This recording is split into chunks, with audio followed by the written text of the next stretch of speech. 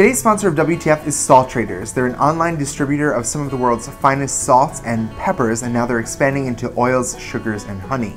They're going to give a discount to WTFers, 10% off your order by using the code WTFSALT10 at the time of checkout. Check them out online at salttraders.com. Since our sponsor is Salt Traders, I figured we'd cover a topic that couldn't exist without salt: bacon. Now I know what you're thinking. Bacon? Really? Is that worthy of covering on WTF? I know everything in the world that there is to know about bacon. And you know what? Sadly, I'm sure a lot of you actually do. But I know the truth, which is that some of you don't know what part of the pig bacon comes from or even how bacon is made. So that's the kind of stuff we're going to cover today. Let's start off with anatomy. Here in the United States, the bacon that we know and love generally comes from the belly of the pig.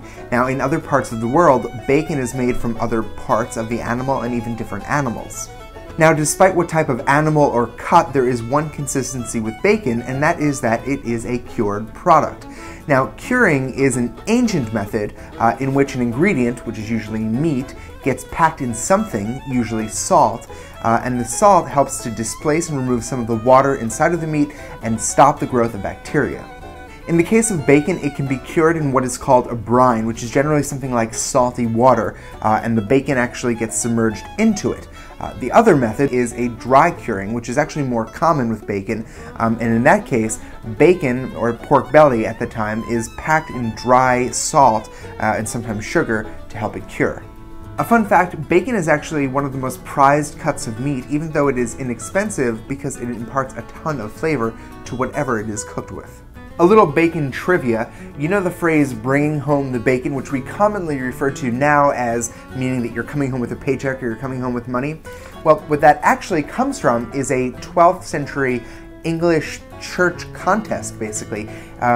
The church would award a slab of bacon to any man who could swear before the congregation and before God that he did not fight with his wife for 1 year and 1 day. And if he was able to do that, he would get a big slab of bacon, and it was considered a very high esteem to be coming home through the town, bringing home the bacon. Now, there are tons of recipes, some egregious, but I figured instead of just showing you how to use the bacon that you get in the store, why don't we take a step back and take a look at how bacon is actually made and how you can make bacon yourself at home. To start, you're going to need to go to your butcher shop and buy some pork belly. It'll have the skin on, and it'll kind of look like an uncured piece of bacon. Now you're going to mix 2 parts salt with 1 part sugar. I'm using turbinado sugar, which is also sometimes called sugar in the raw. Put your pork belly in a plastic or other non-reactive container that's big enough for the piece of meat, and pack it in your sugar-salt mixture. You're going to put this in your refrigerator, covered up, for about 24 hours. After 24 hours, you're going to open it up and you'll find that there's liquid. Drain this liquid off, then repeat this process for about 6 days. Every day you're going to drain the liquid off and add more salt and sugar mixture to it. After the 6th day, remove your bacon, and you should notice that it'll be a lot more firm than it was when it went in there. You're going to rinse it off with water and then put it on a smoker. You're going to smoke it at about 200 degrees until the internal temperature reaches 150 degrees.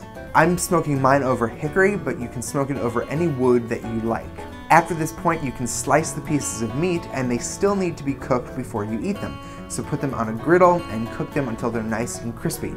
Here's a little bacon know-how. If you're looking for crispy bacon that is straight, like you get at a hotel or something like that, what you want to do is keep your bacon tight together and cook it over the lowest heat possible for about 20 minutes. It's when you cook it over a high heat that the connective tissue in the bacon kind of spazzes out, tightens up, and causes the curls that you get in some bacon. So if you have a smoker, I think you're going to find that this is a much more efficient way to be making bacon than just buying it at the store, and it's also going to taste a heck of a lot better. If you don't have a smoker, I would just Google it. There are a lot of hacks to make a smoker in your oven or out of a clay pot. It's really, really easy to make. So try this recipe, you're going to be wowed, and tune in tomorrow for another WTF.